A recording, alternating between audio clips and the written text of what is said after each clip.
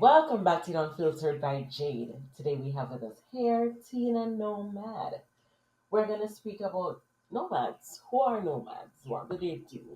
There are many times that we just hear about it and without having the background information about who they are, what they do, why they call it so, we just kind of sometimes, move it away and don't explore more. But we're here with Tina and she's going to give us some more information about who a nomad is. So, hi, Tina.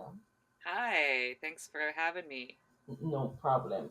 So Tina, she is a speaker, she is a nomad, she is a multilingual speaker, she is an amplifier and actualizer of human potential, and she is the subconscious biohacker. And I'm happy to share with you today in terms of the conversation that we're gonna have. So, Tina, can you let our audience know what does it mean to be a nomad in today's world? Yes, well, I mean, I think for different people, it's different things. If I were a nomad in Mongolia, for example, that would be a lifestyle in that country where you kind of pick up and move, moving around. And, I have traveled in Mongolia and they have gers and, well, they're called, we call them yurts, but that's just Russia's word for it. But they're gers. And so they're portable lodgings and they stay in one place for a while and they pick up and move to another. For someone like me, it means that, I kind of see myself as a global resident. I do the same thing, but I do it across countries. I'll stay in one place for a while and then I'll pick up and move to another place. Or I may have several places that I'm living at the same time. Always moving, exploring. I feel like, there's this one life that we know of. And I feel the responsibility to kind of see and do and experience as much as possible in this life. And I feel very privileged to, have been, born with the ability, not with money necessarily at all, but just having English as a first language, which gives me the ability to kind of, live and work almost anywhere in the world. And I take full advantage of that. Mm. Yeah. And has it always been like that, or is it something that you started doing when you got older? Well, I mean, I grew up listening to stories from my family, my grandmother, my mother, and they all, because of my grandparents' jobs. When my grandparents were together, they moved because of my grandfather's jobs, lived all over the world in Japan and Hawaii and different places. And then when he left my grandmother, then she ended up taking a job at the NSA and then working in Turkey and Germany and England. And I grew up listening to all kinds of stories, and my mom telling me, growing up in junior high school in Turkey and high school in Germany. And my parents just happened to move a lot when I was young, mainly around the US, but I never really, as a result, I never really had a home base, so to speak, like a lot of people do. And so I moved from one coast to the other, from north to west, and north, east to west, and north to south. So yeah, I never had that home base, and I think that kind of created that ability in me. So once I got of the age, I started to travel abroad on my own. I think around 16, going with school projects and things like that, or to go to visit a high school friend from Mexico during the summer, and I started to do that by myself when I was about 16. And then yeah, I just, once I hit university, I took full advantage of the study abroad programs, and then I'd backpack in my breaks and things like that. And once I graduated, I just kept going. And it was, instead of across the US, it was across the world. Hmm. So yeah. Nice. What are some of the different types of nomads and how do they differ in lifestyle and motivation? Well, I mean, I think the different styles. I mean, I first started out, I used English a lot, even though I didn't go to school to be an English teacher. Like I said, we're pretty blessed, for those people that are born in the US or another English speaking country.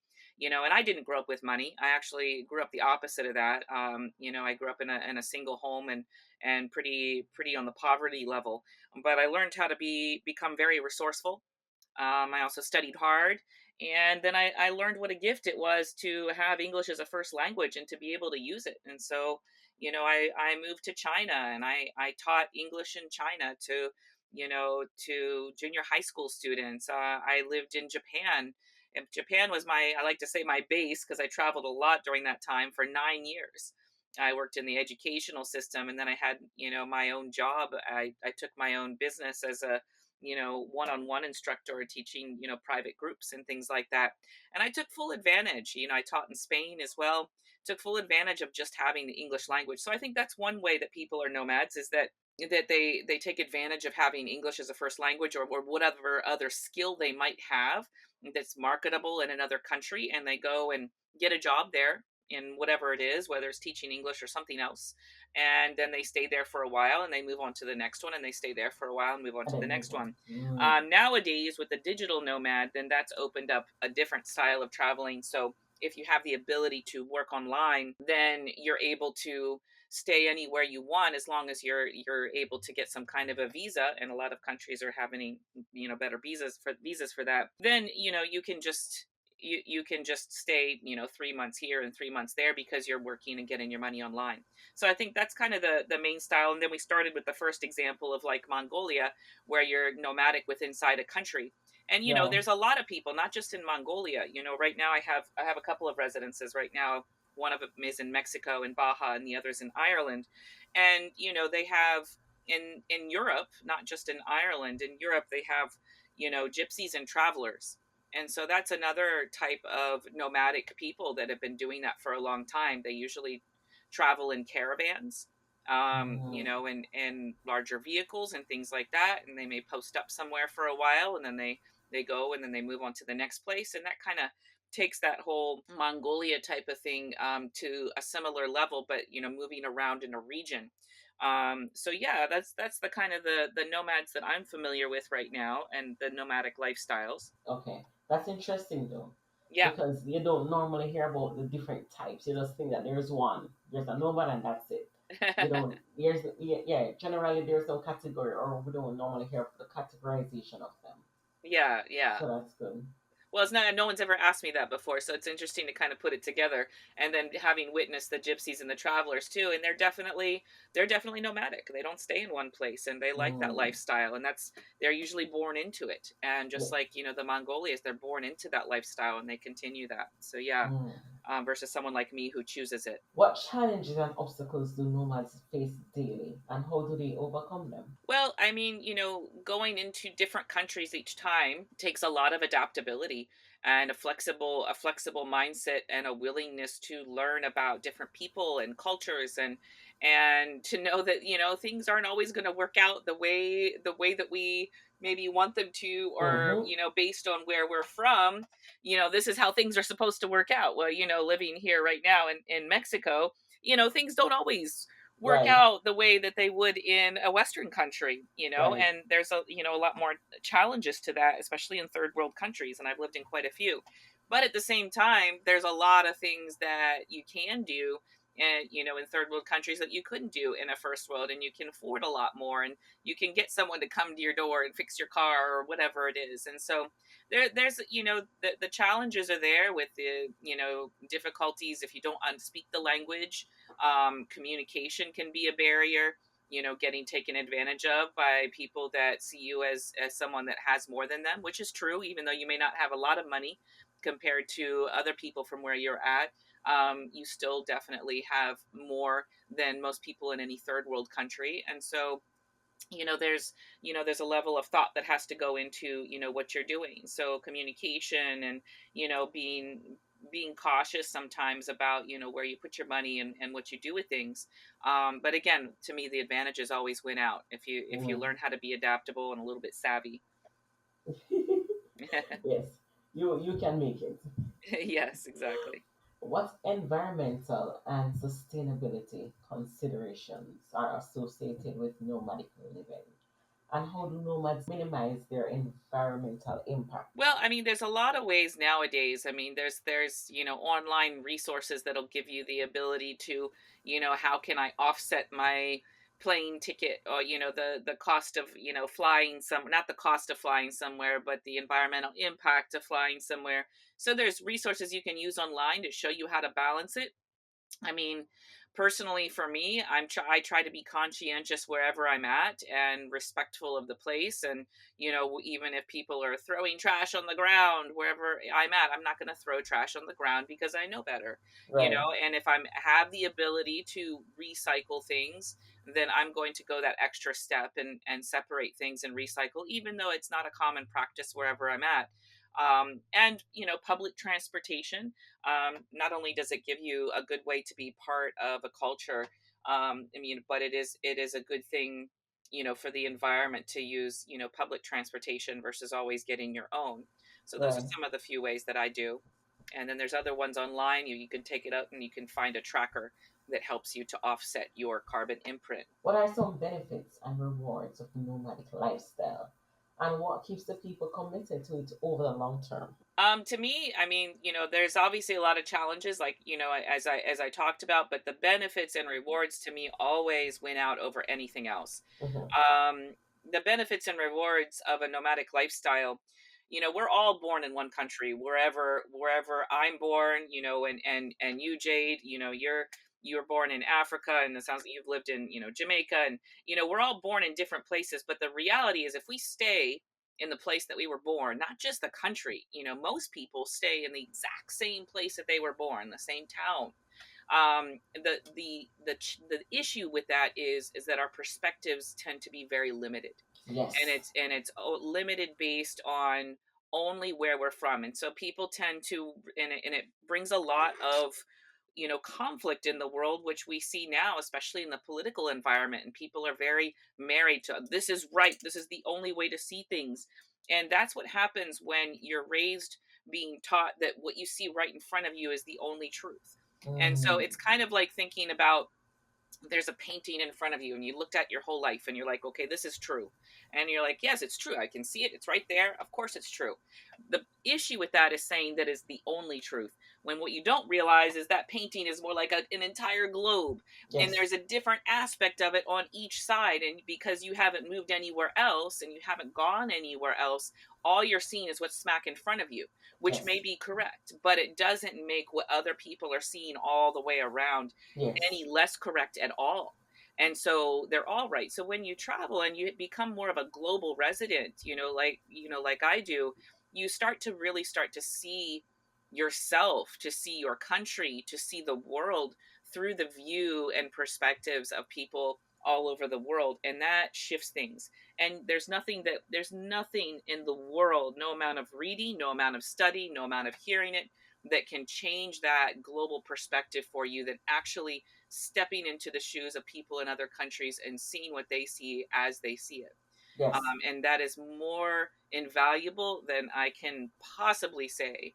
And I would say anybody that has the ability to be able to do it. And again, for me, a lot of people that I talk to in the US, they think it takes a lot of money to travel. And being very resourceful as I was, it doesn't. I learned how to travel so cheaply because when I first started, I didn't have any money. I was actually traveling on student loans and I was on credit cards. And I learned how to use hostels and to sleep on trains if I already had the ticket, and to do things, or to get the job, just teaching English that paid for all of my expenses somewhere. There's ways to be resourceful so that you can have these experiences without having to come in and have the money already to do it. You can be paid to do it. But that perspective is more invaluable than I can ever possibly say. So if you haven't done it, make it a priority and start to see the world and actually experience it, and not just be in the tourist bubble. Most people, when they travel, especially Americans, when they travel, they remain in a tourist bubble. They're in these resorts, they're in these places that it's kind of like a little copy of where they came from, but it's Yes. it's it's implanted into another country. I went to Jamaica. We're speaking of Jamaica, and that's a really good example of that. Most people that I know who've been to Jamaica, that's the way they experienced it, was inside, the resorts, and they just kind of got to, the entertainment that was provided them, or they were bussed somewhere to see something. And it's just really pick and choose versus being actually in it with people and going to the local places and staying in local places. And Immersing so yourself in their culture. exactly, exactly. So if you're going to do it outside the tourist bubble and actually be part of the culture. And that's the way to really start to shift your perspective and have an enhanced experience and view of life that nothing else can give you. Love that. I want you to discuss the concept of digital nomadism and how it has become increasingly popular in recent years. Yes, with the new digital world, and I think the pandemic really enhanced this. To be honest, I mean the pandemic was a drastic thing, for the world, but at the same time, it opened up a lot of things for us on the virtual level. And for me and my job, as a subconscious biohacker, and I help people upgrade their subconscious mind using. But now, after the pandemic, I've been able to go fully online with that, and a lot of other people did the same thing. What I do works the same online as in person because a person's eyes are closed anyways. A lot of digital nomads have their own, either maybe they're working for a company but they no longer have to go into the office. Often the pandemic has opened that up and they can work from home, which means they can work from anywhere. Yes. Other ones have taken a skill, maybe they're website designers or they do marketing or design or any myriad of things that can be paid for via online work. And so I see these digital nomads. For me, I need a quiet space. So wherever I'm at, it's, usually wherever I'm staying has good Wi Fi and I can work from home because I'm actually doing, Zoom. Other people don't need that. So they're out in the internet cafes around the world, sitting there and working and making their money while they're in some, you know, island paradise somewhere and Mm-hmm. just enjoying it. So the ability to get paid online, however it is, and you can actually be creative and look for something, gives you the ability to have the world at your fingertips. Yes. And more countries now are actually welcoming digital nomads with open arms and even providing special visas to them.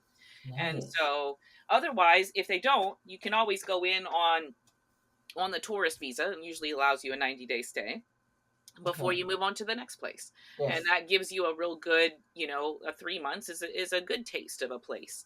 And then move on to the next place. But digital nomads now are using the world as their workplace and getting to see and experience while they live and work. And that's kind of what it's supposed to be. We shouldn't Yes. be living to work. We should have the experience. The experience should be more important. And that's what digital nomadism really does for people, is brings in that aspect.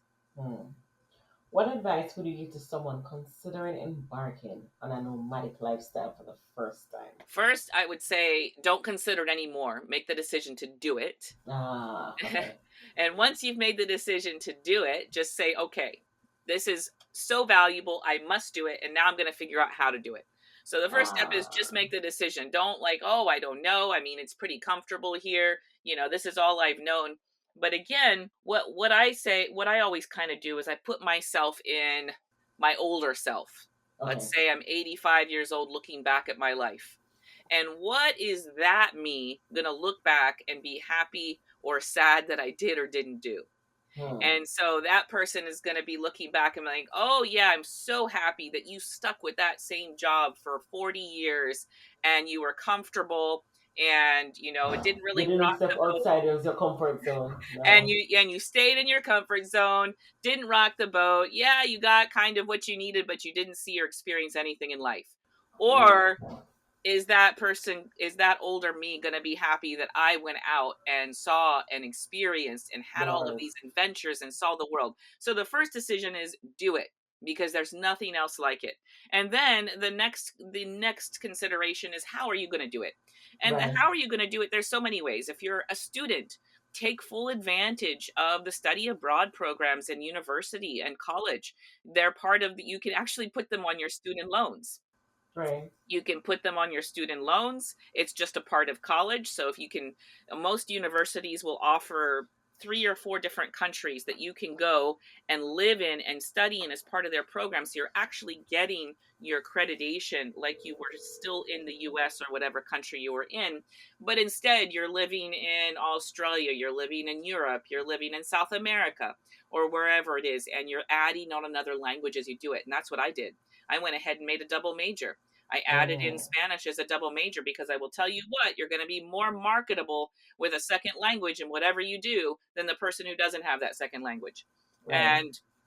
And for those who aren't students, um, Maybe you just have money and want to be able to do it. Well, then, there people go around on boats. People, just start off with a plan. You can start off and have kind of a game plan in mind. And that's what I always do. And I start off and I'm like, okay, I'm going to go here, here, here, and here, but I'm never married to the plan. Always be flexible that you're going to hear from people things that are better than you knew before you started, and be flexible that you can actually pick up and go there, because you're the one who gets to make the decisions. And so it's that's the fun part of it. And then for the Mm. person that maybe doesn't have the resources or is not in school, and you are from an English speaking country, then go see where you can teach in the world. Yes, Even if true. you don't have a degree, there's a lot of countries that you can actually go and teach in without a degree. If you have a degree, it doesn't even matter if you studied math, then you can teach in most of the world. Most of Asia welcomes English teachers, in parts of Europe as well, South America. There are so many places in the world where you can just use the language that you were born with as a way to live and work somewhere, what gives you the opportunity to go and explore other places. And if you don't want to do the English speaking, then, either find out if your job or your field offers something where you can live in another country, or start to think creatively about finding out what can make you a digital nomad. How can you make money online? What can Mm. you do that gives you the ability to go and live and work anywhere?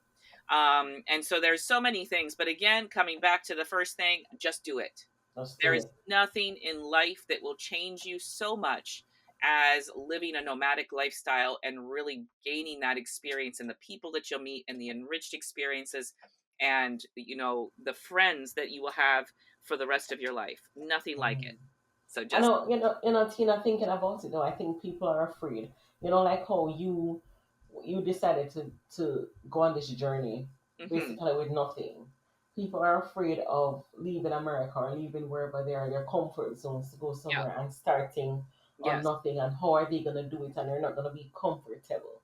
I yes. think that's the main reasons people don't want to do it, because they don't want to be uncomfortable somewhere. But you can't be comfortable for the rest of your life and expect to learn or gain Yeah, as and much that's the experience. thing. Fear is okay as long as you're not letting the fear dominate you. Because, the reality is that comfort zone is only going to be comfortable for so long. And at some point, you're going to pass the point. You're no longer growing, you're no longer experiencing, you're no longer learning. And if that's the case, what's the point of life? Just that I True. was comfortable? I mean, again, look at your older self in the future. What is she or he looking back and being like, oh, yeah, my goal of being comfortable my whole life was achieved, and I was just comfortable. Nothing was great, nothing was whatever, it was just comfortable. So being afraid is okay, but make the decision to do it anyways. And I'll use myself as an example. When i was when i was um well when i was 18, I lived in Costa Rica with my family, but when I was 20, I went to Spain, and as under a study abroad program. And so I was living there in the study abroad program. And then during the breaks, we had like 6 weeks off in the winter. And then we also had the summer. And most of the people went home to visit their families during Christmas. But I'm like, well, I'm in Europe for the first time. I'm not going to go home. This is my Right. first time here. And so during the break, we had 6 weeks off, and I had planned with a boy, we were going to go backpacking. This is my first time to do it. Now, this was back in the days when there was no cell phone. Mm. Email had just become a thing. We had one email at the school that we would all write our emails, and it would be sent from the same email account. So there was no Skype. There was no anything. I mean, the only way to call was like an emergency collect call home. And so here I was at 20 years old, and I was raised very conservatively. I was raised a Seventh day Adventist, and I'd only associated with a Seventh day Adventist. So I really didn't know the world at all. I was Mm. so sheltered. And so here I planned this trip with this boy for the 6 weeks, and we were going to go. And then the last second, things didn't work out between he and I, and he's not going to go. And so, yeah, as a 20-year-old that knows nothing about the world and has never done something like this, yes, it was unnerving, and you can even say scary, because absolutely. But the thing is, you don't let the fear dominate you. Yes. That's where courage comes in. That's where bravery comes in. You're not courageous or brave, just being courageous or brave. You're courageous or brave because you feel the fear, yet you do it anyway. Yes. And Yes. so, and that's what I did. I got my backpack and I got on those trains, And you and went. I went and I got into situations and I sat there and I was mind blown all the time, and I just learned how not to let it show on my face. I'm like witnessing all of these things for the very first time, regular people, and I'm like, it was mind blowing, but I wouldn't have had it any other way. But Right. yes, it was unnerving, and yes, it was scary at a lot of times, but I kept going. Yes. And that's what makes you stronger, is you feel it, you acknowledge it, but you do it anyways, because you know the benefits far outweigh the risk, and they Yes. far outweigh what you would have if you just sat there being comfortable. And Yes. so everything is like a cost benefit. You gotta weigh, you've got to weigh things. We're not talking something super risky. You're not, jumping off and doing bungee jumping, which isn't even that risky, but still you get my idea. Right. This isn't that risky. So you feel it and you do it anyways, and that brings your courageous and brave side, and you can't ever take that back. So you become so much stronger and you become so much enriched because you overrode that fear and you did it anyways, and you changed your life. And I don't know anyone, I'll tell you this, if you're hesitating, I don't know anyone who started that lifestyle, and even though they were afraid and whatever, that regretted doing it. I do not. And I have met a lot of travelers and nomads over the years since I was a teen, and I have never met one of them who's like, "Oh my gosh, that was I mean, I wish I was back in that job where I was like comfortable, that job where and I knew everybody. I wish that I had never taken this step and gone out." I have never in all of my life heard anyone say they wish they were back in their comfort zone. No. Ever, ever, ever. So if you're like, "Oh no," I'm like, "No, that doesn't happen. It doesn't happen. Make it what you want That's and right. become brave and courageous." Yes. I love that. I love that. Tina, if people want to find you, they want to get in contact with you, they want to speak to you a little bit more, where is it that they Well, yes, I'm of course on social, so you can follow my adventures and the subconscious biohacking and my global adventures. On Facebook, it's facebook.com, and it's the little slash, the middle line, not the can? middle line, the angled slash, world Right. nomad. So it's world nomad, facebook.com world nomad. And so, and or if you want to search my name on Facebook, it's tina-nomad higgins. On Instagram, it's Tina underscore nomad, and TikTok is the same, Tina underscore nomad. So Love facebook.com world nomad, and then the other, or so yeah, find me, follow the adventures. You'll get to see all of the places. I've been to about 60 plus countries, and I've nice. lived in 10 countries. And Nice. so, and if you ever have a question about, what it's like or how it is, then reach out to me. I'm happy to talk about this stuff. I'm happy to share, and people who want to. I have helped a number of people in my life who are like, "Yeah, I don't know." And I'm like, "Well, don't ever tell me that, I'm thinking about it. If you want to do it, I'll help you get the mindset and To know do what it. you need to do to go and do it. Mm-hmm. But Mm-hmm. just make the decision." But yeah, reach out to me. Any questions, I'm happy to answer. I love talking about this stuff. I'm passionate about it. It'll change your life. Nice. I love that. Thank you so much, Tina. Thank you, Jade, for having me. It sounds so exciting now to just get upon. It gives you a new perspective and a new awareness.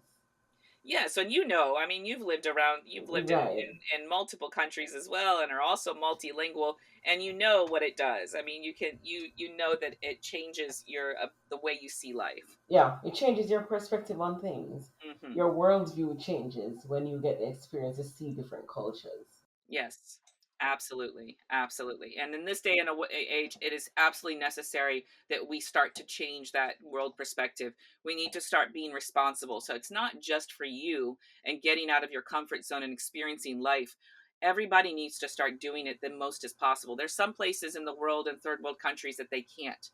But if you at all are capable and even have English as a first language with no money, just that, do it, because we have to take the responsibility to start to change it, because all of these conflicts that are people are having most often come from a very limited perspective, Yes. and that this is right and you're wrong, I'm Yes. right, you're wrong, and we've got to get out of that. We've got to learn and grow and be better than that, and traveling and being a nomad does that better than anything else. And so there's a responsibility for us to change it and to pass it on to our children in a different way than we were raised. That's very good, Tina. Very good. Well, thank you, Oh, Jade, for having me. I loved it. I love it. yes. Thank you so much for being here and sharing about your journey and inspiring us people to go out also and take that step, to venture out. Don't just stay in your comfort zone. Venture out. It will be beneficial not just now but later. And sometimes we have to be uncomfortable now to be comfortable later in the lifestyle that we choose. Exactly. And uncomfortable means you're about to grow or you're Right, already right, growing. So right, look at it that way. right. If I'm uncomfortable, then I You're am growing. growing. Yes, Yes. yes, yes, Yeah. yes. Oh my Exactly. goodness. Thank you so much again. And thank you so much to our listeners on the Unfiltered by Jade. And we'll be back next week, Tuesday. Thank you.